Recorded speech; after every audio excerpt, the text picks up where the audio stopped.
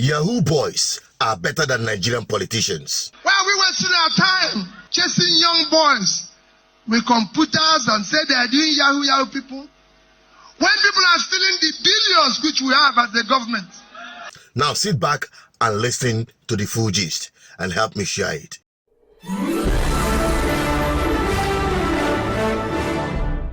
You're welcome back again. This is BVI Channel 1, where we tell you the hardcore truth. The kind of truth you cannot get anywhere. And for a matter of record, I want to tell you in disclaimer that I'm not here to promote Yahoo activities or scammers in Nigeria or anywhere. They are criminals and should be dealt with. Having said that, you've heard me say this on this platform, that the kind of political class we have in this country, these Yahoo boys are far better than them. Now, the hypocrisy have been exposed by Peter Obi. Take a look at this. I'm chasing young boys with computers and say they are doing Yahoo people. When people are stealing the billions which we have as the government.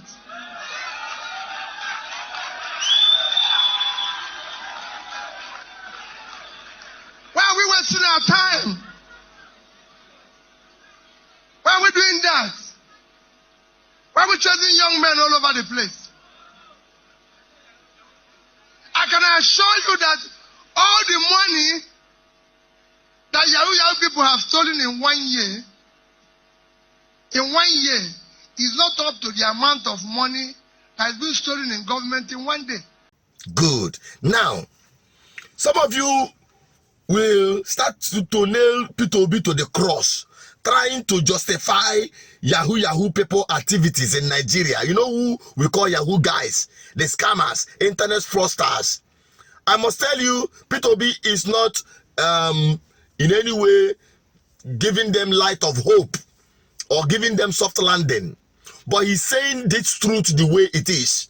Come to think of it, the money that is being stolen in this country, running in billions on daily basis from the coffers of public wealth and taken abroad to foreign accounts of these politicians you have in Nigeria. This money is being stolen from the national treasury, from the public purse, by these politicians, corrupt politicians who launder this money into their private accounts in foreign banks. It is not a news. We all know what is happening and what had been happening. The standard procedure, the culture, the tradition of Nigerian politicians in government. It is a norm. In fact, if you are not doing it, you are considered either an enemy or an anti-progress, because that is what they call progress. A massive primitive wealth they don't need. Now, if you flip the other side of the page, where you see the Yahoo boys, they are repatriating some of these monies. They are repatriating money back into Nigeria through the back door. You got the gist. Despite the fact that what Peter Obi was saying is that the money these boys are scamming people of is not up to the amount one politician is stealing in a day. One politician is stealing in a day from public treasury at all levels, from federal, state, and local government. These are the biggest Yahoo people, the politicians you have in this country. Corrupt politicians you have in this country. That is the truth. The Yahoo boys are even victims of the activities of these big scammers who have stolen their future, who have stolen their hope, who had mortgaged whatever thing they can think of to make for themselves in this life. You're a graduate. You can't get a job. How do you expect them to survive? You can't even start a business because the system has been designed as a predator to eat any effort you make up. There is no future for any young person in this country, and you expect them to fold their arms and die of hunger? They must channel that energy somewhere, and that is what is happening. So they are victims of the big scammers you call the politicians, and that is what Peter Obi is trying to highlight here. The money that should be used to fix the economy, make it productive, you siphon it and make the youth jobless, and you expect them to fold their arms. It is not going to work. To every good morning is followed by how are you. There is a reason for anything that happens. It is not a secret. It's not something that is a rocket science to observe that Nigeria has the highest rate of internet fraudsters. Yes, that is the truth. In fact, that is the trend.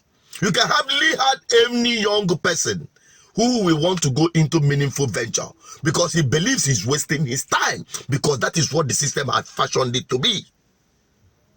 They are all going into fast money. When they go there, they know they can scoop up money. They call it HK.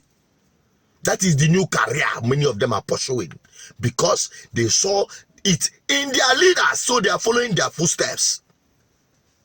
So in Nigeria, it had become everyone to himself, God for all of us.